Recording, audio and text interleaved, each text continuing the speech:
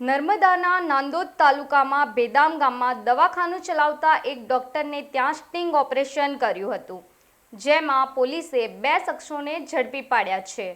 પ્રાપ્ત માહિતી અનુસાર બદામ ગામમાં જયેશભાઈ શિવલાલભાઈ પટેલે આપેલી ફરિયાદ મુજબ તેઓ નીલકંઠ દવાખાનામાં પ્રેક્ટિસ કરતા doctor વિષ્ણુકાંત R Kansara MBBS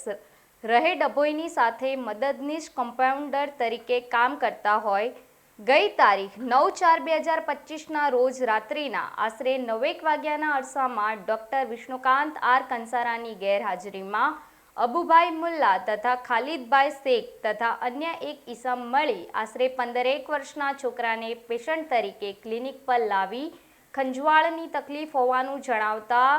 Jayesh પટેલે ડોક્ટર કંસારાની સલાહથી ટેબ્લેટ આપેલ. તેની આ લોકોએ વિડીયોગ્રાફી કરી લઈ અબુભાઈ મુલ્લા તથા ખાલિદભાઈ શેખ અને અન્ય એક વ્યક્તિ સાથે મળી જયેશભાઈને પત્રકાર તરીકે ઓળખ આપી કરેલા સ્ટિંગ ઓપરેશનથી બદનામ કરી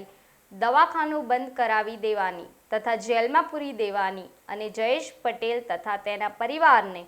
જાનથી મારી નાખવાની ધમકી આપી. તેમની પાસેથી બળજબરીપૂર્વક કુલ રૂપિયા 2,30,000 કઢાવી લઈ